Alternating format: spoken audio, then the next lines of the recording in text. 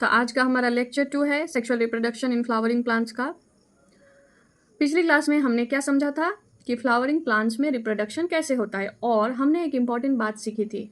Flower is the reproductive organ of a flowering plant.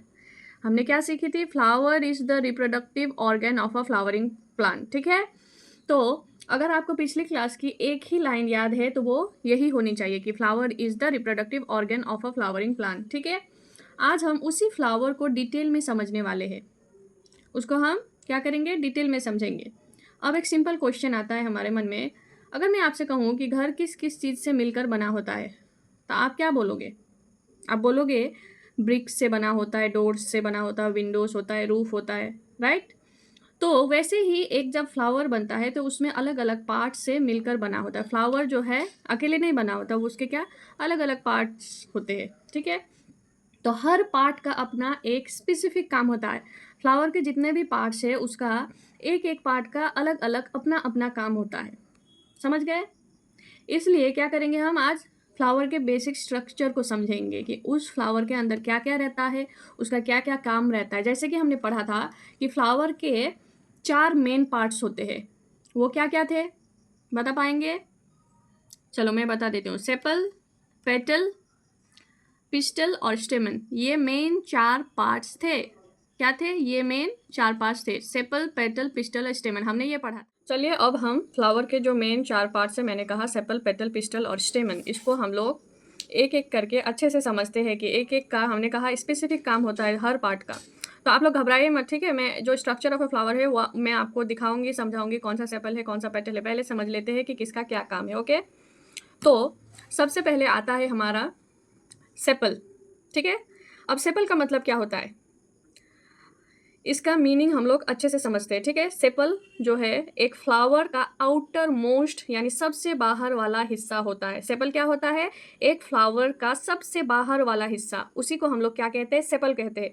ये generally green colour का होता है। कौन से कलर का होता है? ग्रीन कलर का। ठीक है, तो सेपल क्या है? Outer most part of the flower, और यूजुअली इसका कलर क्या होता है? ग्रीन होता है। ठीक, अब हम ये समझ सकते हैं कि नेचर ने इसे ग्रीन ही क्यों बनाया। ये दूसरे कलर भी हो सकते थे, राइट? लेकिन इसका काम, सेपल का काम क्या है? इसको ब्यूटी दिखाना नहीं है, इसका काम है प्रोटेक्ट करना। किसको प्रोटेक्ट करना? फ्लावर के बर्ड को। सो सेपल क्या करता है? फ्लावर के बर्ड को प्रोटेक्ट करता है। समझ में आया? हमने समझ लिया सेपल क्या है? Outer most part of the flower. Usually वो ग्रीन कलर होता है और उसका काम सुंदरता दिखाना नहीं, उसका काम होता है फ्लावर के बर्ड को प्रोटेक्ट करना। समझे? जैसे कि जब फ्लावर अभी खिला नहीं होता, मतलब फ्लावर बस खिलने ही वाले होते हैं, आपने देखा होगा वो ग्रीन कलर के एक ग्रीन कलर का रहता है मिडल ऑफ द, मतलब वो पेटल्स के अंदर, उसके अंदर से जब वो निकलने वाला होता है तो वो जो बंद रहता है वही सेपल है। ठीक है, वो क्या करता है? फ्लावर के बर्ड को प्रोटेक्ट करता है।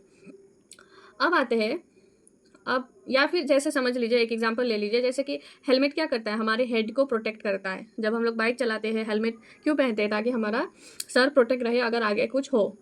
तो वैसे ही सेपल का काम क्या है? ये मेन काम सेपल का याद रखो। सेपल का काम है बर्ड को सुरक्षित रखना, मतलब सेफ्टी ऑफ द बर्ड, या फिर कह सकते हैं protecting the flowering a flower bird. ठीक है, सेपल का काम है बर्ड के सेफ्टी को बजाय रखना। समझ में आया? सेपल हमने अच्छे से समझ लिया। सेपल क्या है? Outer most part of the flower, वो ग्रीन कलर का होता है और वो क्या करता है? फ्लावर के बर्ड को प्रोटेक्ट करता है। फंक्शन वही है, प्रोटेक्शन ऑफ द बर्ड। ठीक है, इसको याद रखेंगे। Sepal means safety of the bird. अब आते हैं फ्लावर के दूसरे मेन पार्ट में, वो है पेटल। ठीक है, सबसे पहले फ्लावर देखते ही हम किस चीज़ पर नज़र जाती है, मतलब किस चीज़ को ज़्यादा देखते हैं? उसके कलरफुल पत्तों पर, मतलब पेटल्स पर हम देखते हैं कि वो कितना कलरफुल है, वो कैसा है ना? तो जो कलरफुल पार्ट होता है वही पेटल होता है। उसका क्या पर्पस होता है? पेटल का पर्पस क्या होता है? पेटल्स कलरफुल होते हैं और कई फ्लावर्स में फ्रेगनेंस भी होती है, मतलब कलरफुल होने के साथ साथ उनमें सुगंध भी होती है। कभी कभी किसी में होती है, किसी में नहीं होती है। ठीक है, ज़रूरी नहीं कि हर पेटल में खुशबू हो, बिना खुशबू के भी होता है। ठीक है, तो ये जो कलर और फ्रेगनेंस है ये किस लिए? ये है बटरफ्लाई और बीज को अट्रैक्ट करते हैं। किसे अट्रैक्ट करते हैं? वो जो फ्लावर का जो कलर है और उसका जो सुगंध है वो किस लिए नेचर ने बनाया होगा? इसलिए ताकि उसमें इंसेक्ट अट्रैक्ट हो सके। आप सोचेंगे इंसेक्ट का क्या काम है, उसको मैं बताऊंगी। हाँ, आगे बताऊंगी मैं अच्छे से। अभी आप सोचो अगर फ्लावर बिल्कुल कलरलेस होता स्मेल भी नहीं होती, कलर भी नहीं होती, तो क्या होता, उसके पास कोई आता, इंसेक्ट वगैरह नहीं आता, उसको आने का मन ही नहीं करता शायद, है ना। तो अब समझते हैं पेटल क्या है। पेटल अगर अच्छा है तो उसमें क्या है, पॉलिनेटर आते हैं। पॉलिनेटर मतलब जो सब आते हैं, बी, बटरफ्लाई, बर्ड, ये सब एग्जाम्पल है, ये इन्हीं को हम लोग पॉलिनेटर कहते हैं। अब पॉलिनेटर क्या है, बी, बटरफ्लाई, बर्ड, ठीक है। अब वो जो प्रोसेस करते हैं उसको हम लोग क्या कहते हैं, पॉलिनेशन। अब देखो, पॉलिनेशन का मतलब है, पॉलिनेशन का मतलब है transfer of pollen from the male part of a flower. मतलब कि पोलन को मेल पार्ट से वो फीमेल पार्ट में ले जाते हैं, तो उसी प्रोसेस को हम लोग बोलते हैं पॉलिनेशन। जैसे स्टेमन है अपना मेल पार्ट और पिस्टल है फीमेल पार्ट, ठीक है। तो वो क्या करता है, स्टेमन से पोलन को ले जाता है फीमेल पार्ट में। तो वही वो जो प्रोसेस होता है मेल से फीमेल पार्ट में ले जाने का, उसी को कहते हैं पॉलिनेशन, ठीक है। अब पॉलिनेशन क्या करता है, पॉलिनेशन का फंक्शन क्या है, पॉलिनेशन हेल्प करता है पॉलिनेटर को अट्रैक्ट करने के लिए, ठीक है। So helps in pollination by attracting pollinator. समझ में आया। अब पेटल अगर प्रिटी होंगे, देखने में सुंदर होंगे, तो उसमें पॉलिनेटर अट्रैक्ट होंगे। अगर अट्रैक्ट होंगे तो क्या होगा, ये वाला प्रोसेस होगा, ये जो मैंने कहा ना कि transfer of pollen from the male part of a flower to the female part, तो ये प्रोसेस हो, इसी को कहते हैं पॉलिनेशन।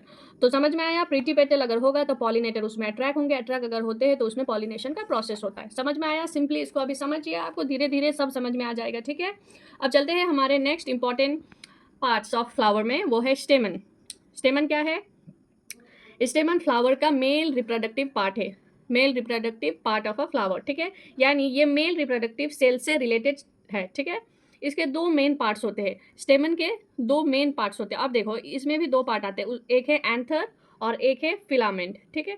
तो समझ लो फिलामेंट कैसी होती है, फिलामेंट एक पतली स्टॉक की तरह होती है। मतलब आपने कभी फ्लावर देखा होगा तो उसके जो है ना, फ्लावर के बीच में एक लंबा पतला ऐसे जो स्टॉक टाइप का जाता है, उसी को फिलामेंट कहते हैं, ठीक है। और ये फिलामेंट क्या करता है, एंथर को सपोर्ट करता है, जो एंथर होता है उसको सपोर्ट करता है, ठीक है। और उसी एंथर के अंदर बनते हैं पोलन ग्रेन्स, समझे। अब पॉलिनेशन का जो प्रोसेस होता है, पॉलिनेशन का जो प्रोसेस होता है, जैसे कि पॉलिनेटर आते हैं फ्लावर में, आके बैठते हैं, तो बैठने के बाद वो लोग क्या करते हैं, उसी पॉलन को क्या करते हैं, ले जाते हैं, या फिर उनके कभी हवा आया, कभी पानी आया, या फिर कभी बर्ड, बटरफ्लाई, बी कुछ भी आया, तो उन लोगों के बॉडी पार्ट में, या फिर द वे आप कह सकते हैं कि इनके थ्रू वो जाती है दूसरे, जैसे कि स्टेमन से जाते हैं पिस्टल में, फिर होता है प्रोसेस जो उसी को कहते हैं पॉलिनेशन, ठीक है। हम लोग ने समझा पॉलिनेशन। तो स्टेमन, स्टेमन के दो पार्ट, एंथर और फिलामेंट। फिलामेंट क्या है, वो लंबी सी स्टॉक, वो क्या करता है, एंथर को सपोर्ट करता है, और एंथर के अंदर ही बनता है क्या, पोलन ग्रेन, ठीक है। एंथर के अंदर क्या बनता है, पोलन ग्रेन्स, याद रखेंगे, एंथर के अंदर बनते हैं पोलन ग्रेन, मतलब कि प्रोड्यूसेस पोलन, ठीक है। फिलामेंट और एंथर का काम ही वही है, फिलामेंट एंथर को प्रोटेक्ट करता है, एंथर के अंदर बनता है पोलन, ठीक है। अब हम लोग पोलन ग्रेन्स को समझते हैं, ठीक है। नहीं, क्या करते हैं, अभी उसको रहने देते हैं, उसको हम अगले लेक्चर में अच्छे से इंक्लूड करेंगे कि पोलन ग्रेन क्या होता है, ठीक है। अभी बस इतना याद रखो कि क्या याद रखो कि एंथर मेक्स पोलन ग्रेन्स, ठीक है। इस बात को याद रखो कि एंथर क्या करता है, पोलन ग्रेन्स को बनाता है, ओके। इसको हम डिटेल में पढ़ेंगे, अभी जो मैं समझा रही हूँ बस आप उसे धीरे धीरे समझते जाइए, नोट करते जाइए, आप बुक से रिलेट करना, फिर आपको मतलब ईजी होगा। जब आप बुक पढ़ोगे, कोई डिफिकल्ट वर्ड आएगा तो आपको जाना पहचाना लगेगा। तो मेरा उद्देश्य यही है कि आप समझ पाओ, ये नहीं है कि मैं पूरा बुक अच्छे से मतलब लाइन बाय लाइन पढ़ा रही हूँ, बस मैं आपको जो डिफिकल्ट कॉन्सेप्ट है, जो समझना चाहिए, वही मैं समझा रही हूँ, ओके। तो आप याद रखिए, anther makes pollen grains, okay. ये जो एंथर, फिलामेंट, पोलन ग्रेन और भी जो पेटल, सेपल, स्टेमन, ये मैं एक दिन पूरा स्ट्रक्चर ऑफ अ फ्लावर को समझाऊंगी आपको, ठीक है। तो उसका टेंशन मत लीजिए कि कैसा दिखता होगा, क्या है, ये मैं समझाऊंगी, ठीक है। अब आते हैं हमारे नेक्स्ट टॉपिक में। तो ये हुआ हमारा पिस्टल, ठीक है, 4 नंबर वाला पिस्टल। पिस्टल क्या है, फीमेल रिप्रोडक्टिव पार्ट, ओके। तो female reproductive part of the flower, उसे बोलते हैं पिस्टल। अब क्या है, इसके 3 मेन पार्ट्स होते हैं, पिस्टल के 3 पार्ट होते हैं, ठीक है। स्टेमन के हमने 2 देखा, एंथर और फिलामेंट। अब देखते हैं पिस्टल के 3 होते हैं, स्टिग्मा, स्टाइल और ओवरी, ठीक है। अब इनके फंक्शन डिटेल में नहीं पढ़ेंगे अभी ये जो है ना, स्टिग्मा, स्टाइल, ओवरी, उधर भी जो एंथर, फिलामेंट, ये सब हम लोग डिटेल में नहीं पढ़ेंगे, ठीक है। इसके बस आप नाम याद रखिए, आप फेमिलियर होइए, पहले फेमिलियर होना ज़रूरी है, हाँ। कोई भी चीज़ नहीं लगना चाहिए कि नया है, उसके बाद मैं नेक्स्ट लेक्चर में या तो फिर अगर क्लास और इंक्रीज़ होगा तो वहाँ मैं समझाऊंगी, ठीक है।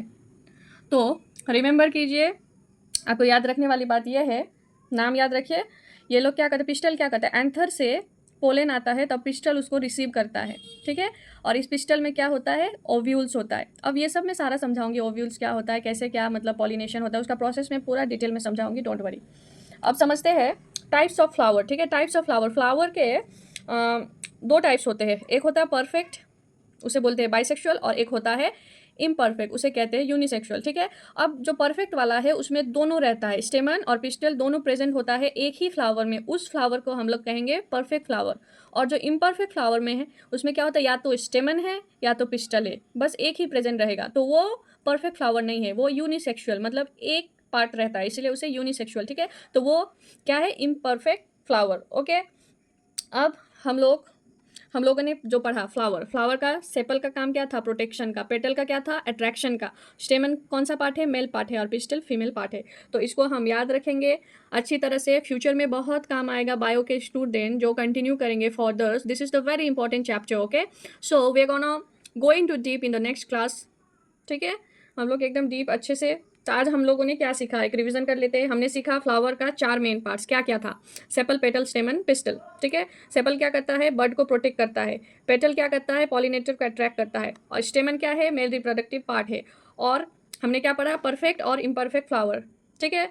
अब आज का एक छोटा सा होमवर्क आप लोगों के लिए है, अपने घर के आसपास या किसी कहीं गार्डन में कहीं पे भी आप क्या कीजिए, फ्लावर देखिए और ट्राई कीजिए जैसा मैंने कहा ना, उस कहने के अनुसार। अभी मैंने आप लोगों को पिक्चर नहीं दिखाया अच्छे से, मैंने फर्स्ट क्लास में दिखाया था थोड़ा रफली, बट पूरा जो डिटेल स्ट्रक्चर है मैं आपको नेक्स्ट क्लास में ज़रूर दिखाऊंगी। तो अभी आप बस ट्राई करना जैसा मैंने पढ़ाया उसके हिसाब से, कि सेपल कौन सा हो सकता है, पेटल कौन सा हो सकता है, स्टेमन, पिस्टल, ठीक है।